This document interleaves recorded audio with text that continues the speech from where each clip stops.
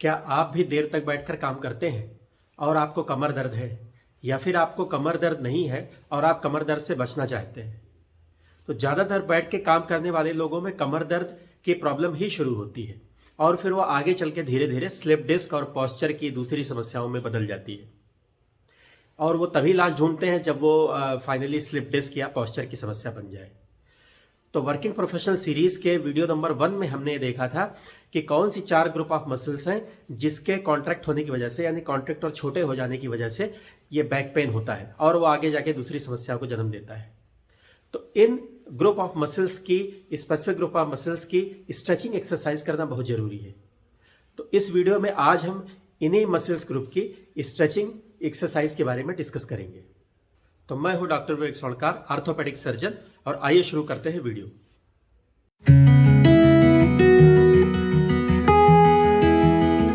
ज्यादा देर तक बैठे रहने की वजह से हमारी 3 ग्रुप ऑफ मसल्स कॉन्ट्रैक्ट होकर छोटी हो जाती हैं, टाइट हो जाती है, टाइट और कॉन्ट्रैक्टेड हो जाती हैं।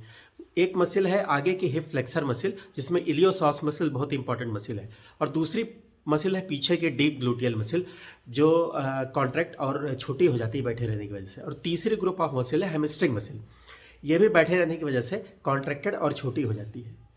तो आज हम इन्हीं तीन स्पेसिफिक ग्रुप मसल्स की stretching exercise, static stretching exercise को देखेंगे कि हमें कैसे इसको स्ट्रेचिंग एक्सरसाइज हमें करना है। और ये स्ट्रेचिंग एक्सरसाइज हमें दिन भर करना है, यानी दिन में कई बार करना है।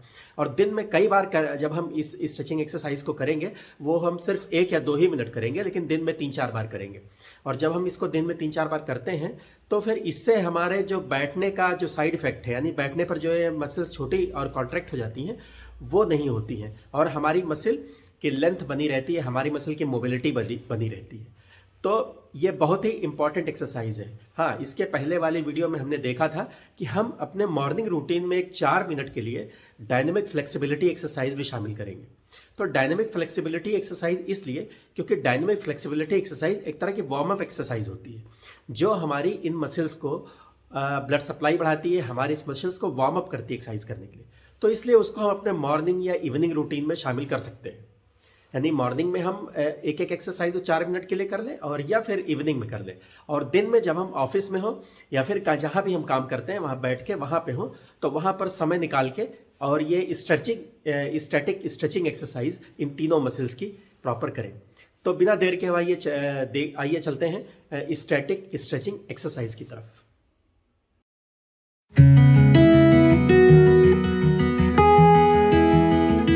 तो पहली स्टैटिक स्ट्रेचिंग एक्सरसाइज जो मैं यहाँ बताने जा रहा हूँ वो है डीप ग्लूटियल मसल्स के लिए।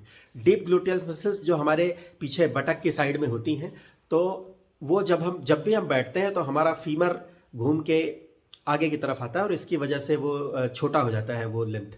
तो जिससे हमारी डीप ग्लूटियल मसल कॉन्ट्रैक्ट रहती है, और जब हम बहुत ज़्यादा देर तक बैठते हैं तो ये कॉन्ट्रैक्टेड रहती हैं और आगे चल के बैक में हमारे रिफर्ड पेन पैदा करती हैं। तो डीप ग्लूटियल मसल्स की एक्सरसाइज स्ट्रेचिंग करने के लिए हम पहले एक पैर को मोड़ के, और इस तरह से, जिस तरह से ये वीडियो में दिखाया हुआ है, इस तरह से मोड़ के लगाएंगे और उसको होल्ड करेंगे 10 सेकंड तक, और उसके बाद फिर रिलीज़ करेंगे।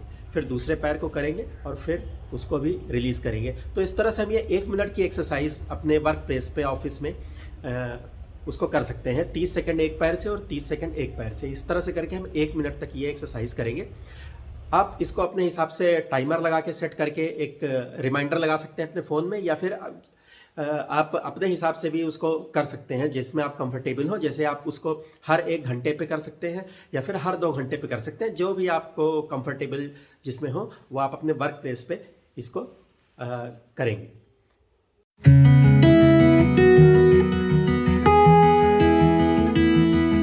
अगली एक्सरसाइज है हिप फ्लेक्सर एक्सरसाइज।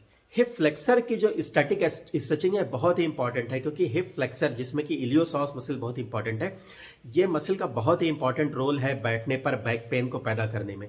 क्योंकि इलियोसॉस मसल ज़्यादातर पेशेंट्स में बैक पेन पैदा करने का बहुत ही इंपॉर्टेंट कारण है, और ये बैक पेन हम इग्नोर करते रहते हैं। और जब ये बैक पेन हमें बहुत ज़्यादा हो जाता है और बहुत दिनों तक बना रहता है, तो धीरे धीरे करके हमारी स्पाइन आगे की ओर सरकती है, नहीं हाइपर लॉर्डोसिस की कंडीशन होती है, फैसेट जॉइंट हमारे खराब होने लगते हैं, स्लिप डिस्क होने का हमें आगे चल के खतरा हो जाता है।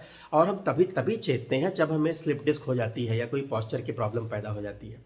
तो इसलिए इन सब चीज़ों के करने में इलियोसॉस मसल का बहुत बड़ा रोल है बैठ के काम करने वाले लोगों के लिए, क्योंकि इलियोसॉस मसल का कॉन्ट्रैक्शन, उसको रोकना, उसको काउंट्रैक्ट करना बहुत ज़रूरी है। इसलिए ये पर्टिकुलर स्टैटिक स्ट्रेचिंग एक्सरसाइज जो कि इलियोसॉस मसल की है, ये बहुत ही इंपॉर्टेंट है और इसको हर बैठने वाले को करना चाहिए।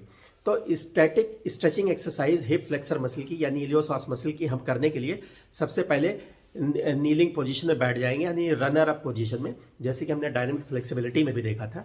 बस ये हमें ध्यान रखना है इसको करते समय कि हमारा जो घुटना है वो जब हम आगे की ओर झुके तो हमारा घुटना हमारे पंजों के यानी पैर के जो हमारी उंगलियां हैं उसके आगे ना जाए, उसके आगे के लेवल के ना बाहर ना जाए, बस इतना सा ध्यान रखना है। तो जब हम घुटने के बल ऐसे बैठेंगे तो उसके बाद फिर हम आगे की ओर सरकेंगे। तो जब आगे की ओर सरकेंगे तो हमारे दूसरे पैर में, जो पैर हमने घुटने से जमीन पर टिका रखा है, उस पैर की हिप फ्लेक्सर मसल यानी इलियोसॉस की स्ट्रेचिंग होगी और वो हमें वहाँ महसूस भी होगी। तो इसको हम जितना चाहे उतना आगे सरक के स्ट्रेच कर सकते हैं। इसमें कोई घबराने की बात नहीं। बहुत सारे लोग हैं जो इस तरह से नीलिंग पोजीशन में नहीं बैठ सकते या फिर जिनको बैठने में डिफिकल्टी होती है, एक्सरसाइज नहीं करते हैं, फिर वेट ज़्यादा है आपका, तो आप किसी दीवार का सहारा या फिर किसी कुर्सी या मेज का सहारा लेके भी आप धीरे से आप इस पोजीशन में बैठें और उसके बाद धीरे धीरे उसको करें। तो इसमें भी आपको यही करना है कि 1 मिनट के लिए एक्सरसाइज करना है, 30 सेकंड के लिए एक पैर से और फिर 30 सेकंड के लिए दूसरे पैर से। तो आइए अब चलते हैं अगली एक्सरसाइज की ओर।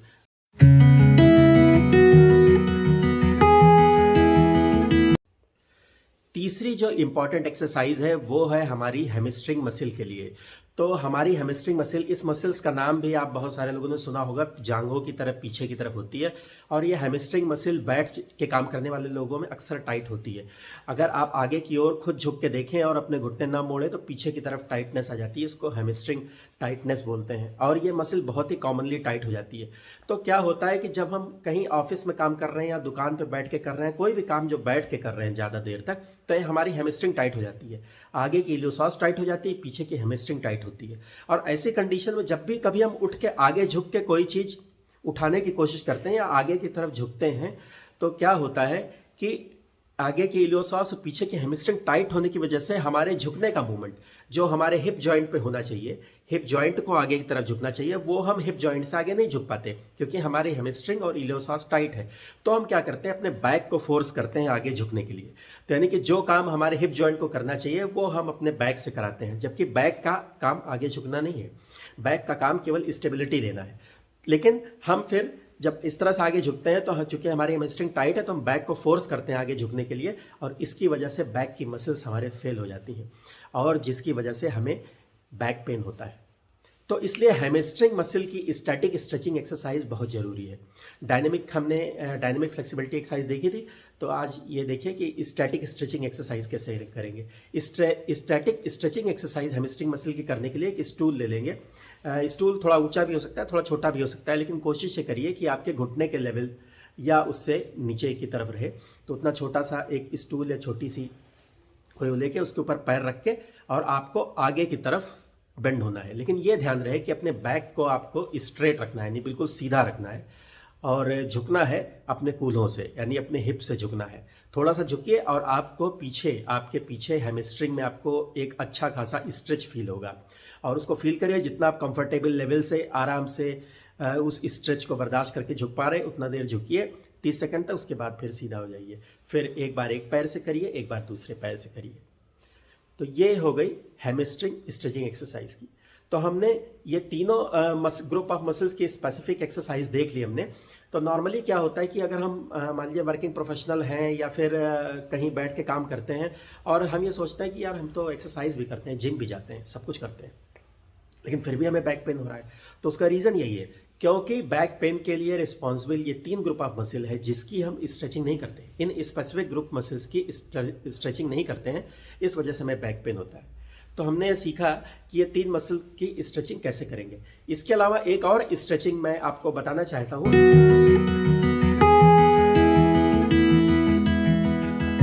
मैं आपको बताना चाहता हूँ एडक्टर ग्रुप ऑफ मसल्स की।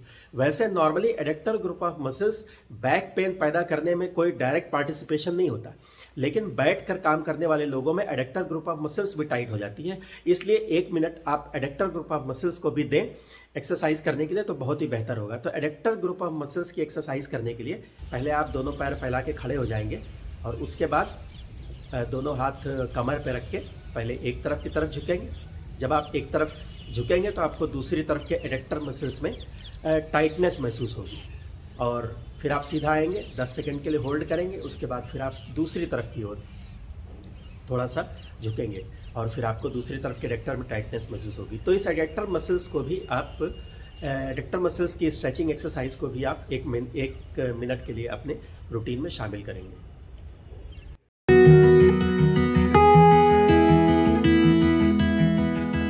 तो फ्रेंड्स, हमने ये 4 group of muscles, specific group of muscles की स्ट्रेचिंग एक्सरसाइज के बारे में अभी देखा। ये एक्सरसाइज आप अपने रूटीन में, अपने जहाँ भी आप काम करते हैं उस वर्क प्लेस पे आपको करना है। यूजुअली ये या तो आप हर आधे घंटे पे या 1 घंटे पे या 2 घंटे पे, जो भी आपको कंफर्टेबल हो उसमें आप करेंगे।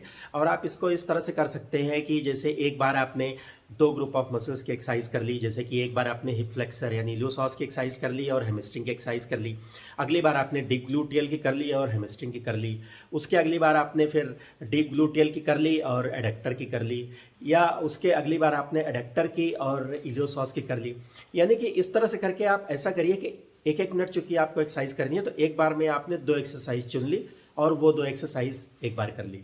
अगले 2 घंटे बाद जब आप फिर करने जाएंगे तो आपने फिर 2 ग्रुप ऑफ मसल्स की चुन ली। यानी इस तरह से रेंडमली आप उसको मिक्स करके और आप उसको दिन भर अपने शेड्यूल के हिसाब से जिसमें आप कंफर्टेबल हो उसमें आप हर 2-2 मिनट के लिए, हर 2 घंटे पे या हर 1 घंटे पे जिसमें आप कंफर्टेबल हो उसमें ये एक्सरसाइज करनी चाहिए। और जब हम ये इस तरह से स्टैटिक स्ट्रेचिंग दिन भर करते हैं तो फिर हमारी ये जो ग्रुप ऑफ मसल्स है जो कि बैक पेन पैदा करने के रिस्पॉन्सिबल होती हैं, इनकी स्ट्रेचिंग होने की वजह से फिर कॉन्ट्रैक्ट नहीं होती। और जो इनका बैड इफेक्ट या जो साइड इफेक्ट होता है जो हमारे स्पाइन पे पड़ता है, जिसकी वजह से आगे चल के स्लिप डिस्क हो जाती है, पॉस्चर की प्रॉब्लम हो जाती है, वो भी प्रॉब्लम हमें रोकने में मदद मिलती है। तो इसलिए ये एक्सरसाइज उन लोगों के लिए बहुत ही उपयोगी है जो कि बैठ के काम करते हैं और जिनको बैक पेन है, या फिर जो बैठ के काम करते हैं बैक पेन तो नहीं है लेकिन वो अपने स्पाइन को ठीक रखना चाहते हैं, यानी कि अपने को फिट रखना चाहते हैं कि उनको आगे चल के बैक पेन ना हो। तो दोनों लोगों के लिए बहुत ही इंपॉर्टेंट एक्सरसाइज है। हाँ, जिनको बैठ के काम करते रहने की वजह से स्लिप डिस्क हो गया है या पॉस्चर की प्रॉब्लम हो गई है, तो उनको ये एक्सरसाइज बहुत ज़्यादा फायदा नहीं करेगी, क्योंकि उनको बेसिकली स्लिप डिस्क की पर्टिकुलर एक्सरसाइज करनी चाहिए। तो वो लोग स्लिप डिस्क के सेक्शन में जाके उसको देख सकते हैं। ये एक्सरसाइज ये चीज़ जरूर उनको फ़ायदा करेगी कि वो फर्दर उनको आगे और कोई फर्दर आगे एग्रीवेट नहीं होगा और उनका बैक सही रहेगा। तो मैं उनको सजेस्ट करूंगा कि वो स्पेशली स्लिप डिस्क की एक्सरसाइज करें, और इसकी एक्सरसाइज भी वो कर सकते हैं। लेकिन इसमें अगर वो करना चाहे तो कोर मसल्स की एक्सरसाइज, ऐसे लोग जिनको स्लिप डिस्क हो गई है उस पर ज़्यादा ध्यान दें, और वो कोर मसल्स की एक्सरसाइज भी मैं आगे चल के बताऊँगा। तो दोस्तों, आप लोग को वीडियो ये कैसा लगा, कृपया लाइक और सब्सक्राइब करें। Thank you.